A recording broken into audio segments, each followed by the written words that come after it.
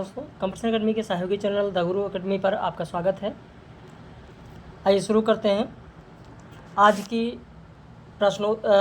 की test series का video. अगर आप यूपीएचईएससी की तैयारी कर रहे हैं, उत्तर प्रदेश हायर की तैयारी अगर आप कर रहे हैं तो ज़रूर इस टेस्ट सीरीज को देखिए। और इस टेस्ट सीरीज में जो आपके पाठ्यक्रम में रचनाएँ लगी हैं, उन्हीं रचनाओं पर आधारित प्रश्न हैं। आशा करते हैं कि आप सभी लोगों ने रचनाएं तो पढ़ रखी होगी। ये पब्लिश वीडियो है। कई हमारे मेंबर्स ऐसे हैं जिन्होंने कहा सर इस टेस्ट सीरीज तो डेली होती है, लेकिन कई लोगों ने कहा कि सर इस टेस्ट सीरीज पर एक वीडियो ज़रूर बना दीजिए, हल करा दीजिएगा। तो चलिए देखते हैं भारत वर्षोन्नति कैसे हो सकती है। इसमें लिखित मरदमशुमारी रिपोर्ट किस राज्य से संबंधित है? उत्तर हो जाएगा राजस्थान। अब भारत वर्षोन्नति तो आप सभी लोगों ने पढ़ा होगा। क्या इस मरदमशुमारी रिपोर्ट पर आपका ध्यान गया या नहीं? घी बड़ा पुष्टिकारक होता है, पर दो शेर पी लीजिए तो उठने बैठने की शक्ति ना रहेगी, और संख्या सिंगी आदि प्रत्यक्ष विष हैं। लेकिन अगर उसका उचित ढंग से शोधकर सेवन किया जाए तो बहुत से रोग दोष दूर हो जाएंगे। यह कथन किस निबंध का है? उत्तर हो जाएगा धोखा निबंध।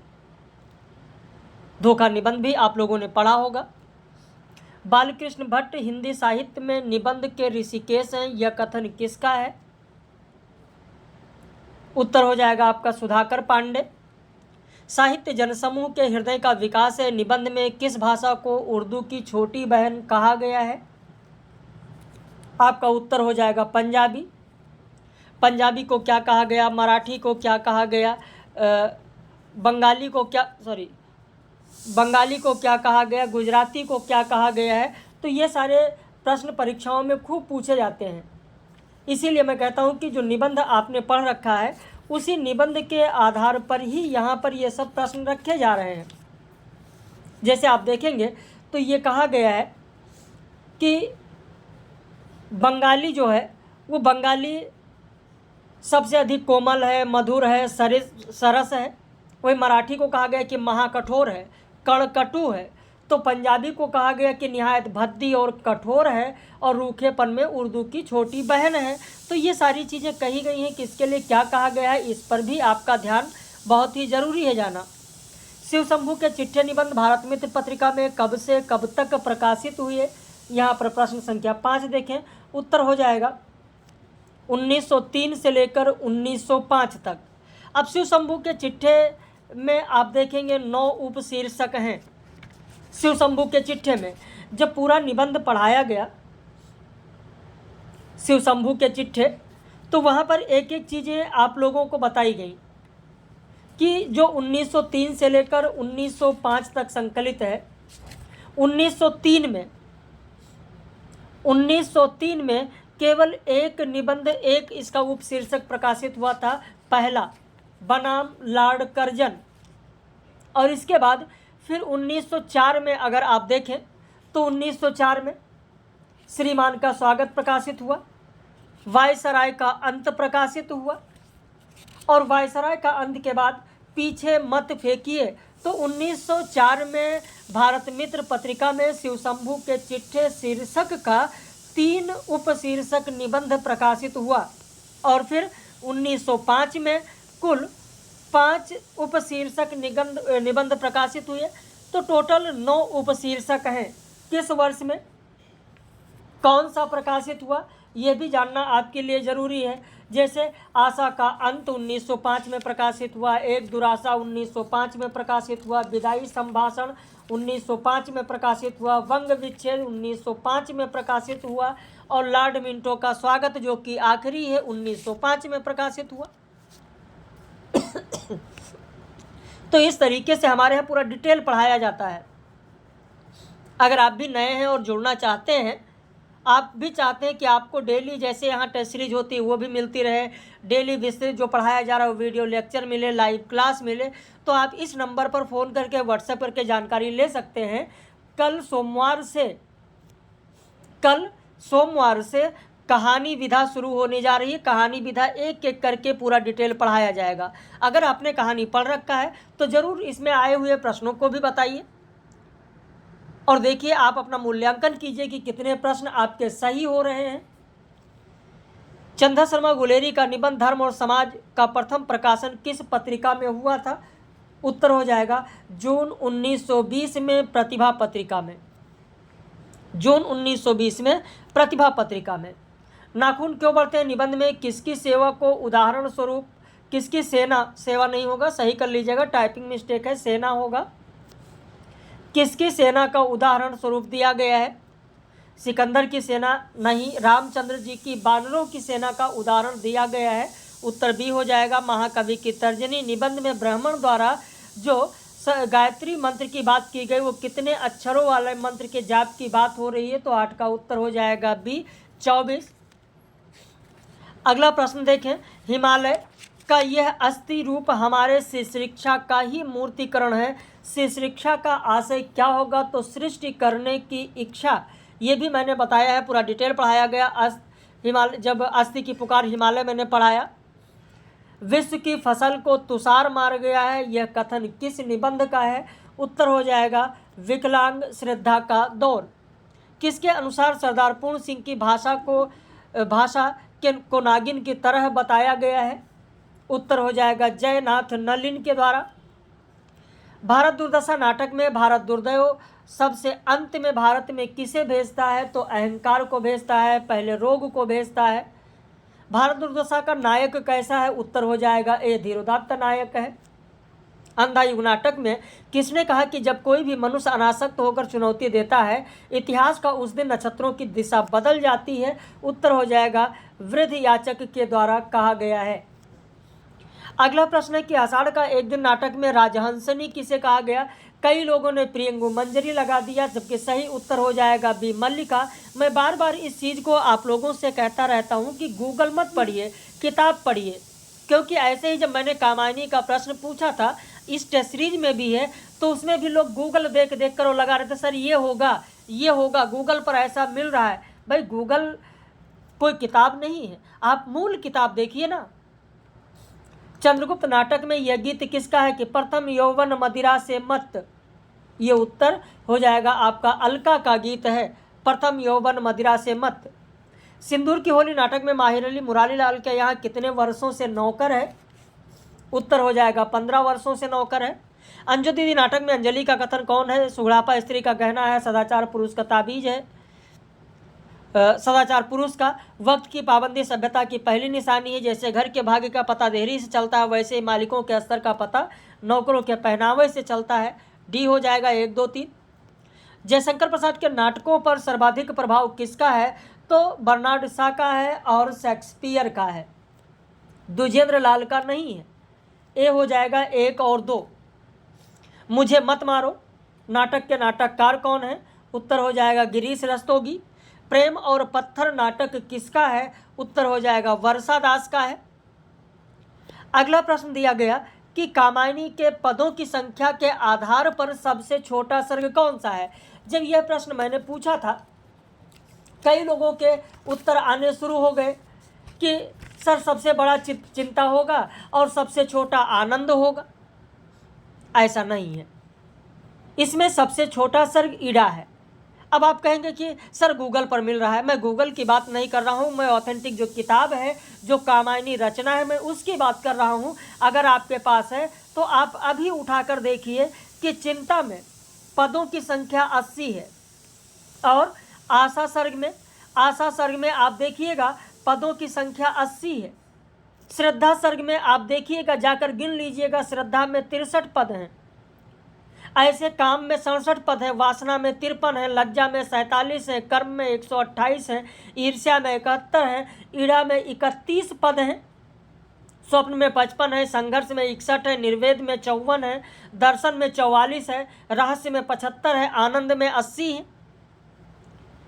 भाई आप खुद सोचिए, अगर कोई रचना लिखी गई जैसा कि आप कह रहे हैं, मान लो ये चिंता सर्ग की बात करें, मैं उदाहरण आपको दे रहा हूँ। उदाहरण ये है, जैसे आप 1, 2, 3, 4 ऐसे सर्ग आप लिख रहे हैं, कोई रचना आप लिख रहे हैं, और पहले सर्ग में आप कह रहे हैं कि मेरा जन्म 1935 में हुआ आप लिख रहे हैं कि आप मेरा जन्म 1935 में हुआ और फिर हमारे परिवार में ये हैं, इतने लोग हैं, फिर बढ़ते बढ़ते धीरे धीरे ये चीज़ें बढ़ रही हैं, आगे जा रही हैं, और 1900 आप लिख रहे हैं कि 1965 में मेरी शादी हुई और शादी के समय ही एक और दुर्घटना, ऐसी घटना हमारे सामने हुई। जिस वर्ष हमारी शादी हुई उसके 2 वर्ष बाद मेरी दादी का देहांत हो गया। बहुत सारी घटनाएं आप लिख रहे हैं। फिर कहते हैं कि 1968 में मुझे पुत्र रत्न की प्राप्ति हुई। इस तरीके से पूरी कहानी आप लिखते जा रहे हैं। तो बहुत लंबी कहानी, लगभग आपने 40 वर्षों की कहानी लिख दी पहले में, और मात्र कितने पद में? 20 पद में अब मान लिया आपने लिख दिया। और फिर कहते हैं दूसरे सर्ग में आप लिखिए कि 1970 में मुझे किसी की एक झलक मिली और मुझको उससे प्रेम हो जाता है, और उन दोनों के बीच आप वार्तालाप दिखा देते हैं 40 पदों में, 40-50 पद में आप वार्तालाप दिखाते हैं। तो अब कौन सा सर्ग बड़ा कहेंगे? जिसमें लंबा समय दे दिया गया, केवल 20 पद दे दिए गए, आप उसको बड़ा कहेंगे? और जिसमें 40 है, केवल वार्तालाप आप दिखा दिए, मात्र 1-2 महीने का वार्तालाप, उसे आप कहेंगे कि ये छोटा सर्ग है? ऐसा गलत है। कुल कितने पद हैं उनके आधार पर आपको देखना है। आशा करते हैं कि मेरी जो बात है, मेरा जो कथन है, वो आपके समझ में आ गया होगा। प्रश्न संख्या 23 देखें।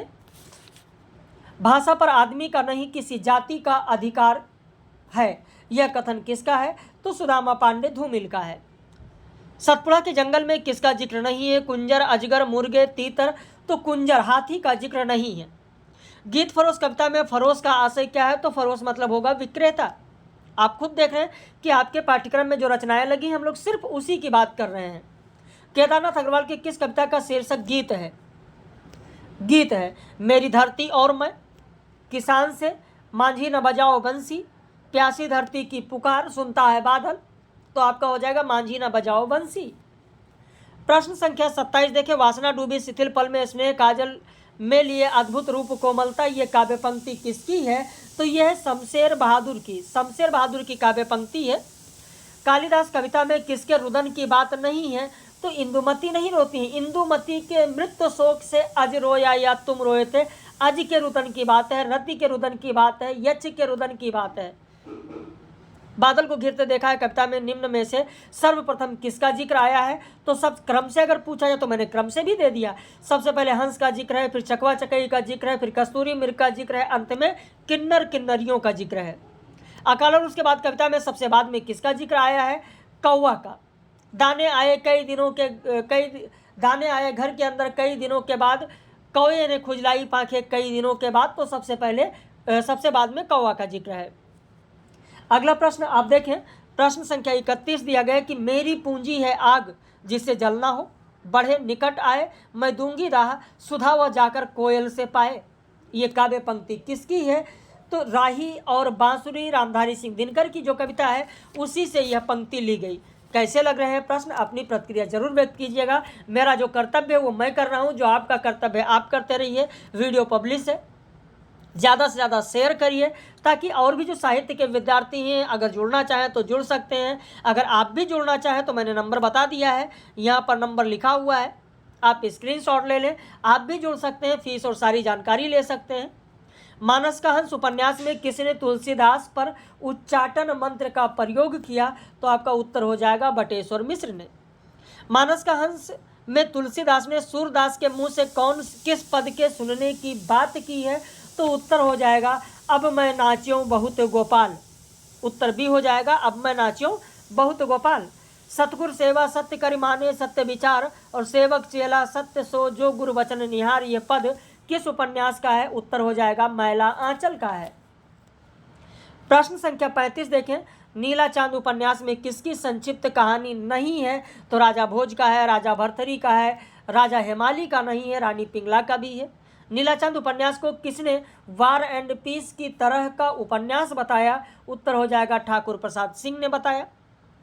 वयम रक्षाम उपन्यास में रावण अपनी रक्ष संस्कृति सबसे पहले किसे सुनाता है? शिव को सुनाता है। गोदान उपन्यास में मालती को राय साहब और मेहता लखनऊ के किस अस्पताल में इंचार्ज बनाने की बात कर रहे हैं? तो उत्तर हो जाएगा डफरिन अस्पताल। नदी के द्वीप उपन्यास में भुवन ने गौरा को अंतिम पत्र कब लिखा था? उत्तर हो जाएगा 1942 में लिखा था। ऐसा नहीं कि आपके पाठ्यक्रम से अलग है, जो आपके पाठ्यक्रम में रचनाएं हैं उन्हीं की बात की जा रही है। पुनर्नवा उपन्यास के पात्र कौन नहीं है? चारुमित्र नहीं है, चारुदत्त हैं। और कई लोगों ने इस प्रश्न को गलत किया। वसंती उपन्यास में कहाँ के झुग्गी झोपड़ी वालों की बात है? उत्तर हो जाएगा दिल्ली। कहाँ के रहने वाले थे ये लोग? राजस्थान के रहने वाले थे। किस विद्वान ने सर्वप्रथम आर्य भाषाओं के अध्ययन की ओर भाषा वैज्ञानिकों का ध्यान आकृष्ट किया था? तो हार्ले ने किया था। किस भाषा को प्राकृतिक और आधुनिक आर्य भाषाओं के बीच की कड़ी कहा जाता है? तो अपभ्रंश को कहा जाता है। हिंदी की मूल उत्पत्ति किस अपभ्रंश से मानी जाती है? तो सौरसेनी से मानी जाती है। बघेली को अवधि की दक्षिणी शाखा किसने कहा है? हरदेव बाहरी ने कहा। ये पिछली परीक्षा में आप लोगों से पूछा गया था। उच्चारण के स्थान पर छा कैसी ध्वनि है? तो छा आप देखेंगे तालव्य ध्वनि है। नागरी लिपि का विकास किससे हुआ? ब्राह्मी लिपि से हुआ है। प्राचीन नागरी का दक्षिण भारत में क्या नाम है? नंदनागरी नाम है। नंदनागरी, आनंद हो गया है, नंदनागरी होगा, टाइपिंग मिस्टेक है, नंदनागरी होगा, नंदनागरी होगा। अगला प्रश्न है कि उदंत मार्तंड में खड़ी बोली का जो उल्लेख है वो किस नाम से किया गया? तो मध्य देशीय भाषा। हिंदी प्रदीप के संपादक कौन थे? तो आपका उत्तर हो जाएगा बालकृष्ण भट्ट। प्रश्न कैसा लगा? अपनी प्रतिक्रिया जरूर व्यक्त कीजिएगा। बाकी कल जो टेस्ट सीरीज दी गई थी आप लोगों को, उसका उत्तर आज मैंने आप लोगों को भेज दिया है, आपके व्हाट्सएप पर भेज दिया गया है। उसे आप लोग ज़रूर पढ़िए और मिलान करके ज़रूर बताइए कि कितने प्रश्न सही हुए। बाकी ऐसे ही लगातार टेस्ट सीरीज आपको मिलती रहेगी।